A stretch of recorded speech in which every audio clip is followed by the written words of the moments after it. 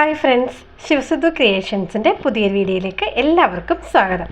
അപ്പം നമ്മൾ ഇന്നൊരു കുക്കിങ്ങിൻ്റെ വീഡിയോയുമായിട്ടാണ് വന്നിരിക്കുന്നത്. അപ്പം മലയാളികൾക്ക് ഏറെ ഇഷ്ടപ്പെട്ട ഒരു വിഭവമാണ് പഴംപൊരി. അപ്പം നമുക്ക് എളുപ്പത്തിലും ഈസി ആയിട്ട് ഉണ്ടാക്കുന്ന ഒരു ഈവനിങ് സ്നാക്ക് കൂടിയാണ് ഈ പഴംപൊരി. അപ്പോൾ ഈ പഴംപൊരിക്ക് പഴം എടുക്കുമ്പോഴേ നമ്മൾ ഒത്തിരി അങ്ങ് പഴുത്ത് പോയ പഴം എടുക്കല്ലേ. അപ്പോൾ ഒരു മീഡിയം പരുവത്തിലുള്ള പഴം എടുക്കാൻ ശ്രദ്ധിക്കണേ. അപ്പോൾ ഒത്തിരി പഴുത്ത് പോയ പഴമാണെങ്കിൽ അത് ഫ്രൈ ചെയ്യുന്ന സമയത്ത് നമുക്ക് അത് ഒത്തിരി എണ്ണ അങ്ങ് വലിച്ചെടുക്കും. അപ്പോൾ നമുക്ക് പഴംപൊരി എങ്ങനെയാണ് ഉണ്ടാക്കുന്നതെന്ന് നോക്കാം. അപ്പോൾ എളുപ്പത്തിൽ ഉണ്ടാക്കാവുന്ന ഈ വിഭവം നമുക്ക് ഒട്ടും സമയം കളയാതെ നമുക്കൊന്ന് ഉണ്ടാക്കി നോക്കാം. ഇതിനു വേണ്ടി ഞാനിവിടെ ഒരു 4 പഴമാണ് എടുത്തിരിക്കുന്നത്.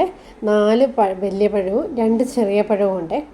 അപ്പോൾ ഈ പഴം ഞാൻ 2ആയിട്ട് കട്ട് ചെയ്ത് വെച്ചിട്ടുണ്ട്. വലിയ പഴം ഞാൻ ഒന്നും കൂടെ കട്ട് ചെയ്തിട്ടുണ്ട്. അത് കുഞ്ഞുങ്ങൾക്ക് കൊടുക്കാൻ വേണ്ടിയാണ്. അപ്പോൾ അവർക്കതപ്പോൾ കയ്യിൽ പിടിച്ച് കഴിക്കാൻ വെച്ചിട്ട് എളുപ്പമാവുമല്ലോ. അപ്പോൾ ഞാനിങ്ങനെ 2ആയിട്ട് പഴം കട്ട് ചെയ്ത് എടുത്തിട്ടുണ്ട്. ഇനി എന്നിട്ട് നമുക്ക് പഴംപൊരിക്ക് ആവശ്യമായ നമുക്ക് ബാറ്റർ ഒന്ന് തയ്യാറാക്കണം. അപ്പോൾ അതിനു വേണ്ടി ഒരു ഗ്ലാസിൻ്റെ ബൗൾ എടുത്തിട്ടുണ്ട്. അതിനകത്തോട്ട് 1 കപ്പ് മൈദയാണ് ഞാൻ ഇട്ട് കൊടുത്തിരിക്കുന്നത്. എന്നിട്ട് ഇതിലേക്ക് ഞാനൊരു 1/2 കപ്പ് ഗോതമ്പ് പൊടിയും കൂടെ ഇട്ട് കൊടുക്കുന്നുണ്ട്. നിങ്ങൾക്ക് വേണമെങ്കിൽ മുഴുവൻ മൈദയെ വെച്ചിട്ട് തന്നെ ഉണ്ടാക്കാം. അപ്പം ഞാൻ 1/2 കപ്പ് ഗോതമ്പ് പൊടിയും കൂടെ ഇട്ട് ഞാൻ കൊടുത്തിട്ടുണ്ട്. അങ്ങനെ 4 ടേബിൾ സ്പൂണ് ഗോതമ്പ് പൊടിയും കൂടെ ഞാൻ ഇട്ട് കൊടുത്തിട്ടുണ്ട്.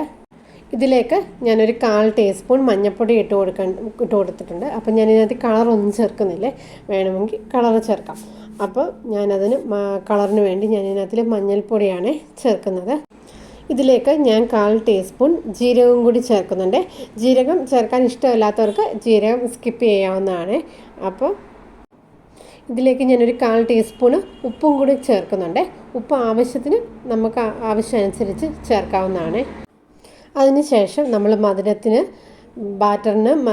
വേണ്ടിയിട്ട് 1 ടേബിൾ സ്പൂണ് ഞാൻ പഞ്ചസാരയും കൂടെ ആഡ് ചെയ്ത് കൊടുക്കുന്നുണ്ട്. അപ്പോൾ പഞ്ചസാര നമ്മുടെ ഓരോരുത്തരുടെ അളവനുസരിച്ച് നമുക്ക് ചെയ്യാം. അപ്പം ആദ്യമൊന്ന് ബാറ്ററൊന്ന് നമുക്കൊന്ന് രുചിച്ച് നോക്കി കഴിയുമ്പോൾ നമുക്കറിയാം പഞ്ചസാര എത്രയും വേണമെന്ന്.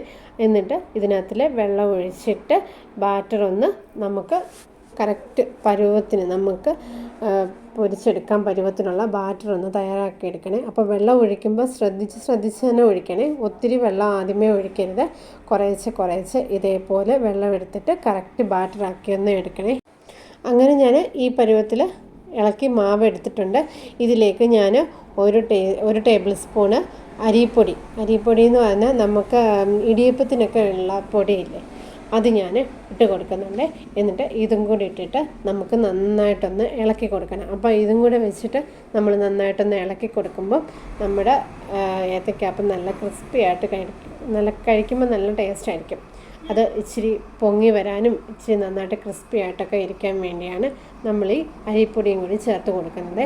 ഇതെല്ലാം കൂടെ നന്നായിട്ടൊന്ന് മിക്സ് ചെയ്തൊന്ന് എടുക്കണം.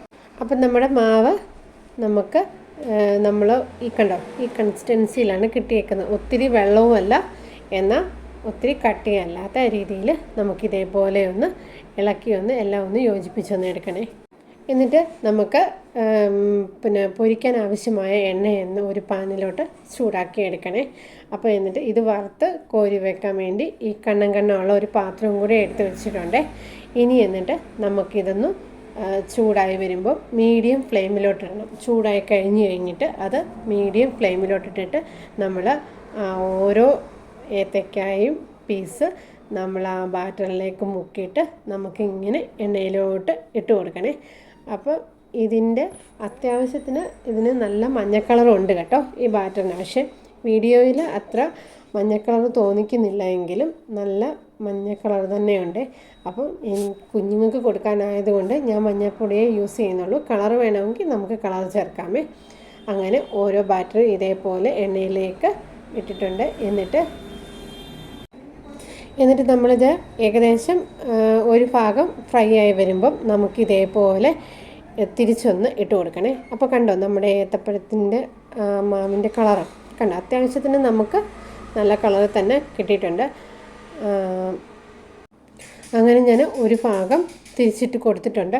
ഇതേപോലെ മറ്റേ ഭാഗം കൂടെ ഫ്രൈ ആയി വരുമ്പോൾ നമുക്കിത് എണ്ണയിൽ നിന്ന് മാറ്റി നമ്മളെ ആ കണ്ണുള്ള പാത്രത്തിലേക്ക് ഇട്ട് കൊടുക്കാമേ. അങ്ങനെ രണ്ട് വശവും നല്ലതായിട്ട് മൊരിഞ്ഞ് വന്ന് നമ്മുടെ ഏത്തയ്ക്കാപ്പം റെഡി ആയിട്ടുണ്ട്.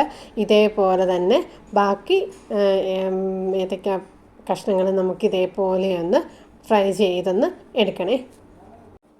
ആദ്യം നമ്മൾ നന്നായിട്ട് എണ്ണ ചൂടാക്കി ഇടുക. നല്ല ഫ്ലെയിമിൽ, ഹൈ ഫ്ലെയിമിൽ നമ്മൾ എണ്ണ ചൂടാക്കി ഇട്ടിട്ട് പിന്നെ അതൊരു മീഡിയം ഫ്ലെയിമിലേക്ക് മാറ്റിയാൽ നമുക്ക് കറക്റ്റായിട്ട് ഒട്ടും എണ്ണ കുടിക്കാത്ത ഇതേപോലെയുള്ള ഏത്തയ്ക്കാപ്പം നമുക്ക് ഉണ്ടാക്കിയെടുക്കാമേ. അപ്പോൾ ഈ വീഡിയോ കണ്ടിട്ട് ഇഷ്ടപ്പെട്ടാൽ ലൈക്ക് ചെയ്യുക, ഷെയർ ചെയ്യുക, സബ്സ്ക്രൈബ് ചെയ്യുക. അതേപോലെ അടുത്ത വീഡിയോയിൽ കാണുന്നവരെ എല്ലാവർക്കും ബൈ.